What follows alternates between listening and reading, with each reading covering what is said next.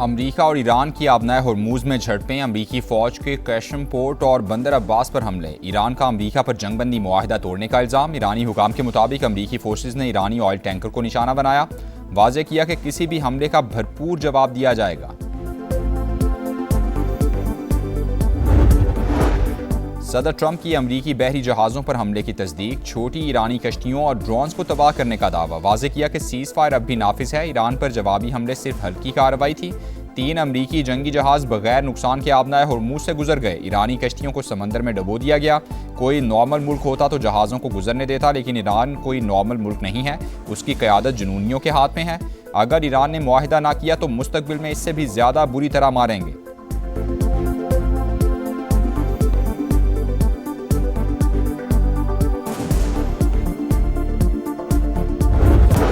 अमरीकी सदर ने हमले हल्की कार्रवाई करार दे दी है, वाज़ेह किया कि सीज़ फायर अब भी नाफिज है। अमरीकी सेंटकम के मुताबिक आबनाए हॉर्मूज में ईरानी हमले नाकाम बना दिए। जवाबी कार्रवाई में ईरानी अस्करी तनसीबात को निशाना बनाया गया। हमलों में कोई अमरीकी तनसीब या जहाज़ मुतासिर नहीं हुआ।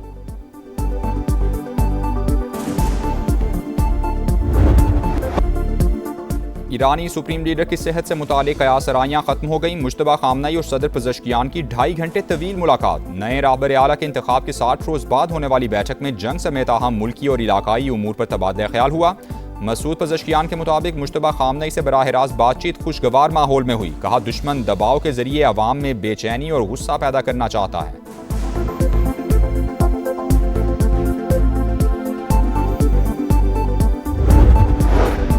अमरीका और ईरान जंग के खात्मे के लिए कलील मुद्दती मुआहदे पर गौर कर रहे हैं। रॉयटर्स का दावा, खबर-ए-सां इदारे के मुताबिक आरज़ी इंतजाम में एक सफ़हे पर मुश्तमिल याददाश्त के तौर पर मुरतब किया जा रहा है। जुज़वी डील आबनाए हॉर्मूज खोलने का सबब बन सकती है। जामे मुआहदे के लिए दोनों ममालिक के दरमियान इख्तिलाफात बरकरार हैं।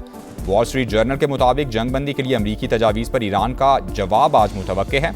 तर्जुमान ईरानी वज़ारत ख़ारिजा इस्माइल बकाई ने कहा, अभी किसी नतीजे पर नहीं पहुंचे, जायज़ा ले रहे हैं, पाकिस्तान को मौक़िफ़ से आगाह करेंगे।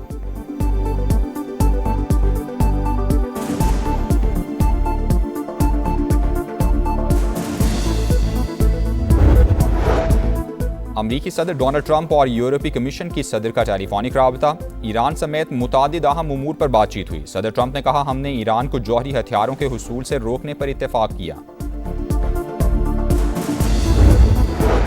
आबनाए हॉर्मूज पर टैक्स की वसूली, ईरान ने नई एजेंसी कायम कर दी, जहाज़ों को परमिट जारी करेगी। तेहरान कई माह तक नाकाबंदी बर्दाश्त कर सकता है। अमरीकी खुफिया एजेंसी की ट्रंप इंतजामिया को रिपोर्ट। ईरान के पास बड़े मिसाइल और ड्रोन ज़खायर का भी दावा। बहरीन ने सलामती काउंसिल में गुजरगाह खुलवाने की करारदाद पेश कर दी। अमरीका, सऊदी अरब, कुवैत और UAE की हिमायत का दावा।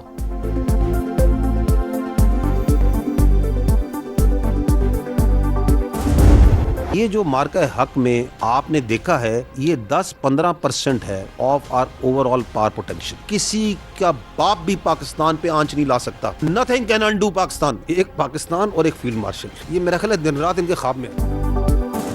मार्का हक में भारत ने जो देखा वो सिर्फ 10 से 15% था। हमने दुश्मन का गुरूर खाक में मिला दिया। अभी तो एक किस्ती खाई है, किसी को अज़्म पर शक है तो फिर आजमा ले। हम पहले भी तैयार थे, अब भी तैयार हैं, आइंदा भी तैयार रहेंगे। किसी का बाप भी पाकिस्तान पर आंच नहीं ला सकता। अज़ीमुश्शान फतह का 1 साल मुकम्मल होने पर तर्जुमान पाक फौज की दुश्मन को ललकार। लेफ्टिनेंट जनरल अहमद शरीफ चौधरी ने कहा, 2 जौहरी ताकतों के दरमियान जंग की गुंजाइश नहीं, ये सरासर पागलपन है। मार्का हक ने हमेशा के लिए वाज़ेह लकीर खींच दी। पाकिस्तान और फील्ड मार्शल दिन रात भारतीयों के ख्वाब में आते हैं। सिंदूर बेचना भारत की मजबूरी, हमें कोई मसला नहीं है। वो अगले और पिछले दोनों सिंदूर की तैयारी कर ले।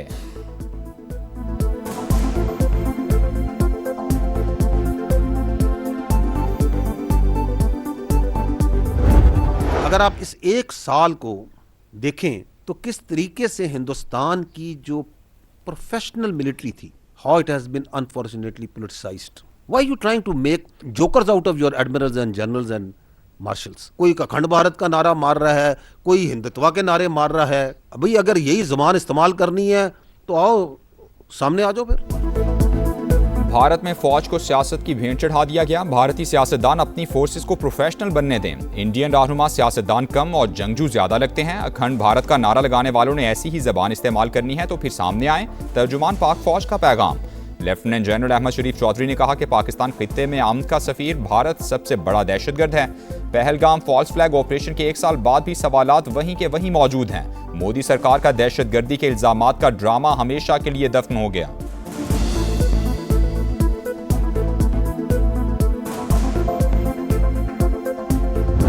हम 8-0 पे हैं। 4 रफेल, एक Su-30, एक MiG-29, एक मिराज 2000 और एक एक्सपेंसिव मल्टी रोल जो है वो अनमैन्ड एरियल सिस्टम।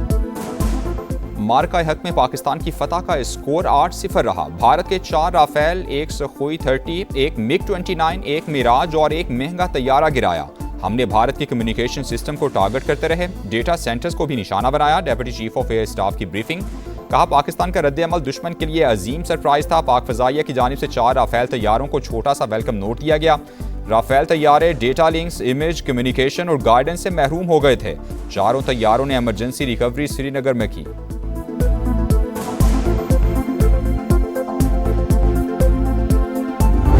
मार्का हक को बातिल के दौरान भारतीय बहरिया ने कई बार शुमाली बहरा अरब में अपना बहरी बेड़ा तैनात करने की यकीनन कोशिश की, लेकिन पाकिस्तान नेवी की मरबूत और मौसर हिकमत अमली के नतीजे में हमारी तमाम समुद्री गुजरगाहें मामूल के मुताबिक रवां दवां थी। हमारी साहली तनसीबात महफूज रहीं और बंदरगाहें फ़ाल रहीं। अमन हो या जंग, समंदरी सरहदों का दिफा करना खूब जानते हैं। मार्का हक के दौरान भारत ने बहरी बेड़ा तैनात करने की कोशिश की। पाकिस्तान के बरवक्त रद्द-ए-अमल के बायस दुश्मन जारहियत की हिम्मत न कर सका। Deputy chief of naval staff operations की ब्रीफिंग, कहा मुसल्लह अफवाज की हम आहंगी हमारी कामयाबी की जामिन बनी। हम अमन के ख्वाह हैं मगर ये ख्वाहिश हमारी कमजोरी नहीं।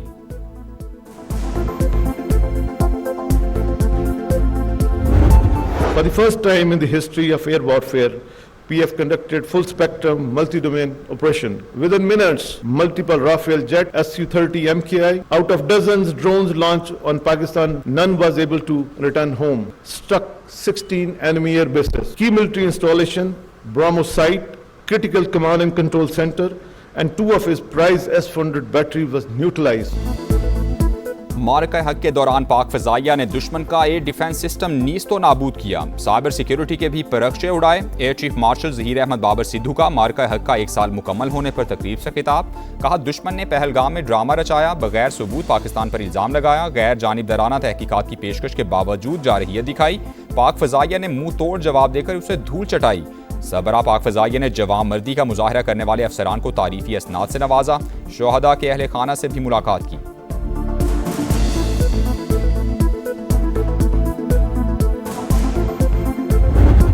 ईरान और अमेरिका के दरमियान जंग बंदी के लिए पाकिस्तान ने जो एक कलीदी किरदार अदा किया है, वो हकीकत जब आइंदा तारीख हकम करेगी तो आपको पता चलेगा कि पाकिस्तान और पाकिस्तान की सियासी और अस्करी क़यादत ने क्या इसमें रोल अदा किया। कभी यकीन है ये cease fire long term cease fire होगा। मशरिक़ वुस्ता में पायदार अमन के लिए पाकिस्तान का कलीदी किरदार। सियासी और अस्करी क़यादत ने पहले अमरीका और ईरान की जंग रुकवाई, फिर इसमें तोसी कराई। वज़ीर आज़म का गिलगित बल्तिस्तान में तकरीब से खिताब, कहा खित्ते में अमन के लिए पाकिस्तान की कोशिशें नाकाबिले फरामोश। फील्ड मार्शल आसिम मुनीर की काविशों को तारीख हमेशा याद रखेगी। खित्ते में कशीदगी कम करने के लिए सिफारती कोशिशें जारी। वज़ीर आज़म शहबाज शरीफ का कतरी हम मनसब से टेलीफोनिक राबता, इस्तेहकाम के लिए राबते बरकरार रखने पर इत्तेफाक। कतरी वज़ीर आज़म की पाकिस्तान की सालिसी की तारीफ। नायब वज़ीर आज़म इसहाक डार और ईरानी वज़ीर ख़ारजा अब्बास अराग़ची की भी गुफ्तगू। सिफारती अमल जारी रखने की अहमियत पर जोर। दोनों रहनुमाओं का अमरीका ईरान मुज़ाकरात में पेशरफ्त पर तबादला ख्याल हुआ।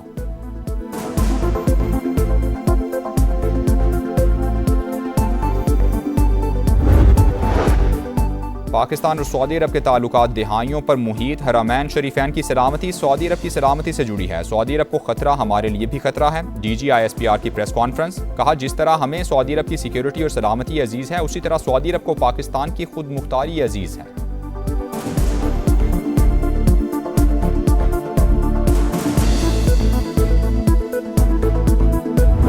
ये एलीट की फौज नहीं है, ये गरीब की फौज है। उसमें कुछ लोगों ने अंदर से भी उनको कहा कि जी ये देखें, ये तो अपना काम नहीं जानते, अपने काम के अलावा सारे काम करते हैं। तो हमने फिर 6 और 7 को और 9 और 10 को काम करके दिखाया या नहीं दिखाया। ये बातचीत जो सी है वो सियासी पार्टीज का इस्तेहकाक है, पर उन्होंने आपस में करनी है। हम तो कहते हैं करें, अपने जो इतने मसाइल हैं बातचीत से हल करें। Who stops them? पाक फौज एलीट की नहीं गरीब की फौज है। दुश्मन को गलत फहमी थी कि अवाम और फौज में दूरी है। कुछ लोगों ने अंदर से भी दुश्मन से कहा कि ये अपने काम के सिवा सब कुछ करना जानते हैं। हमने 6 से 10 मई तक अपना काम करके दिखा दिया। तर्जुमान पाक फौज की media briefing. Lieutenant general Ahmad Sharif Chaudhry ने कहा कि बातचीत सियासी जमातों का इस्तेहकाक है, मुज़ाकरात से मसाइल हल करें। किसने रोका है?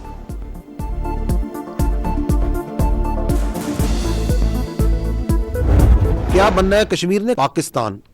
तो ये 6 दरिया किसके हैं? ये हमारे हैं।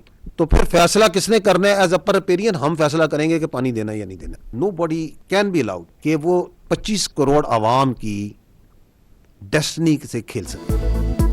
6 दरियाओं पर सिर्फ पाकिस्तान का हक है। किसी को सिंतास मुआहदे की खिलाफ वर्जी नहीं करने देंगे। कश्मीर पाकिस्तान की शरक था, है और हमेशा रहेगा। कश्मीरी अपने मुस्तकबिल का फैसला खुद करेंगे। DGISPR का 2 टोक मौक़िफ़। लेफ्टिनेंट जनरल अहमद शरीफ चौधरी ने कहा, अफगानिस्तान हर किस्म की दहशतगर्दों की आमाजगाह बन चुका। हम दुश्मनों के खात्मे के लिए ऑपरेशन गज़ब लिल हक जारी है। इस्लाम के प्रचारी होने का ड्रामा रचाने वालों की भारत से यारी है। भारत और अफगानिस्तान दोनों बेनकाब हो चुके। अफगान तालिबान हमारे बच्चे लगते हैं। अगर उनके पास घड़ियां हैं तो हमारे पास घड़ियाल हैं।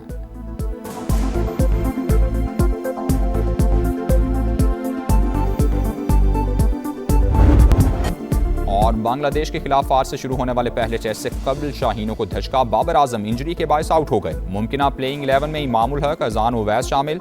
शाहीन आफरीदी, हसन अली, मोहम्मद अब्बास की शमूलियत मुतवक्के। साजिद खान या नोमान अली में से एक स्पिनर का इंतखाब होगा। कप्तान शान मसूद जीत के लिए पुरअज़्म।